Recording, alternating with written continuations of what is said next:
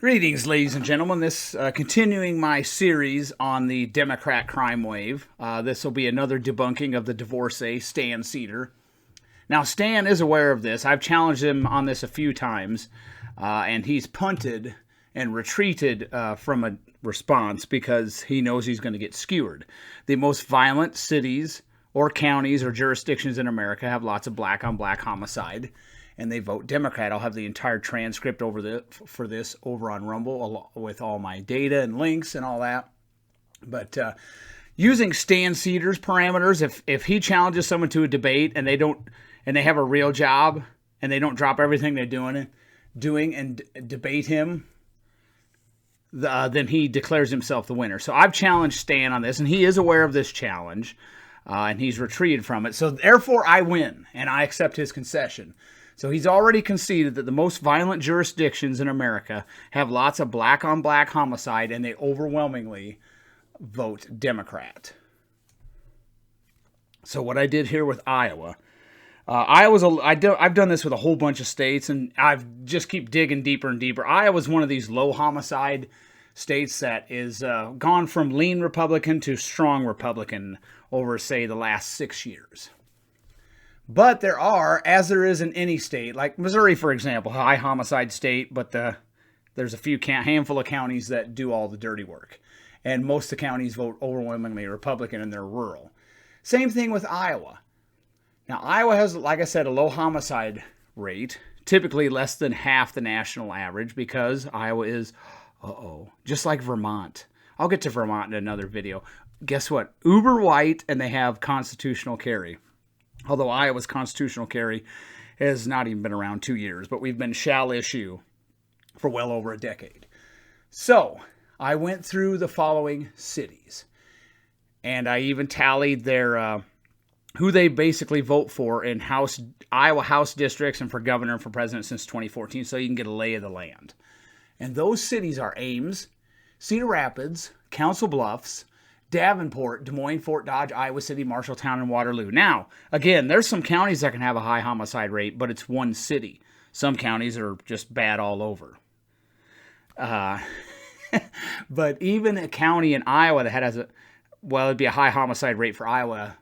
Black Hawk County is a perfect example. Black Hawk County has a high homicide rate for Iowa, but most of it's Waterloo, and it's a lot of hood rat on hood rat violence. And I'll be challenging some idiots from Black Hawk County on that soon. And Waterloo has a sky-high homicide rate. Ames doesn't. I thought Ames was a little higher. In recent years, though, Ames has had it tick up, but that's why I do at least a 3-year block. That way an outlier doesn't ruin it for you, if you know what I'm talking about. You Democrats who all you can autistically repeat, lies, damned lies, and statistics, if that's all you can autistically repeat, then you probably won't understand what an outlier is. Those cities that I named, Ames, Cedar Rapids, Council Bluffs, Davenport, Des Moines, Fort Dodge, Iowa City, Marshalltown, and Waterloo, they had 55.55% of all homicides in the state of Iowa. So you could, and FBI, and I got FBI data and state data, and I've even in some previous essays gone to local data. I like to look at 3 sources, see how close they are. Sometimes I will admit to you that some state data is garbage can data, and they make it hard to collate it. They make it difficult, and sometimes some local data sucks, and sometimes there's good local data.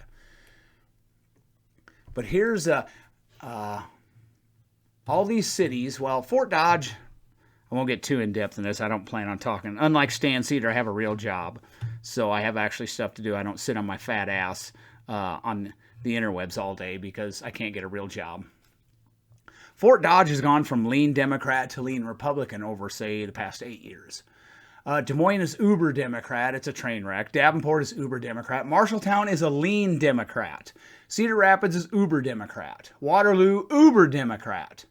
So, Waterloo, this is all from 2016 to 2021, had a homicide rate of 7.9 per 100,000. That's sky high. Fort Dodge, 7.513 per 100,000.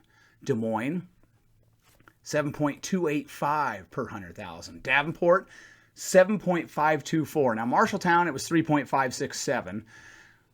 But if they had one more homicide, as the state data said, it would, and the FBI disagreed, it'd be 4.285. So Cedar Rapids, and it'd be a big deal for the city that size, Marshalltown. I didn't have them included originally, but a friend emailed me and said, you might want to throw them in there. I think they're one of the worst ones. Wasn't quite as bad as I anticipated. One homicide in Detroit isn't even a rounding error, but one homicide difference in Marshalltown is a big difference. Cedar Rapids, homicide rate of 5.098. I didn't calculate Ames as I did a back-of-the-envelope calculation. Ames, like I said, is recent years it's ticked up, but in that 6-year period, very low. Even low by Iowa standards. But I predict it'll get worse. However, Davenport, Des Moines, Marshalltown, Fort Dodge, Cedar Rapids, and Waterloo, and all those are at least lean Democrat. They're most uber Democrat, except Fort Dodge, like I said, has gone from lean Democrat to lean Republican, and I lay that out for you.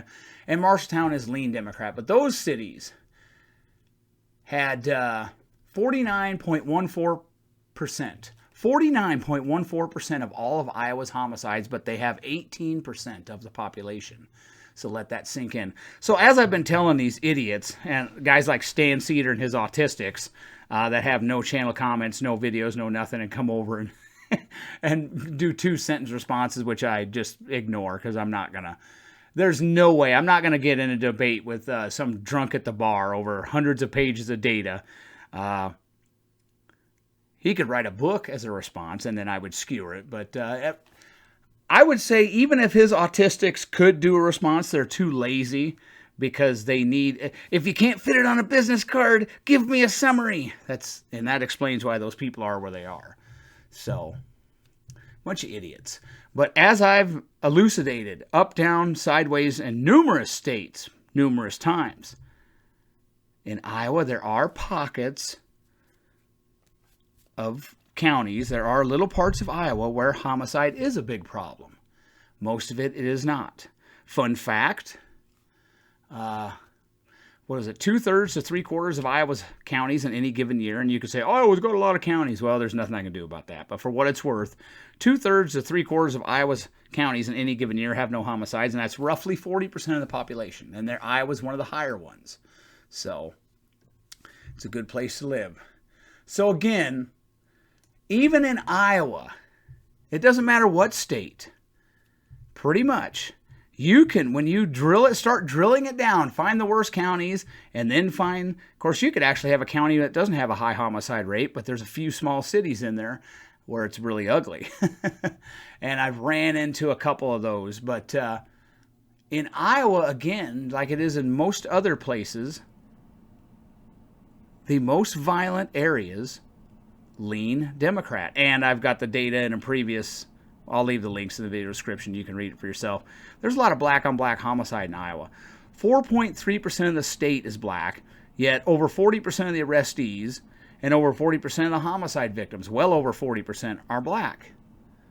It's not racist. It's just the truth. Now, people like Sam Seder, the divorcee, are never going to admit that because that would totally demolish, the facts be damned. So these guys are going to push forward, even though the cliff's coming up, they're going to keep the hammer down, keep the pedal to the metal. They'd cut off their nose just to spite their face. So that's just some more ammunition for you there. That the most violent places in Iowa tend to vote Democrat.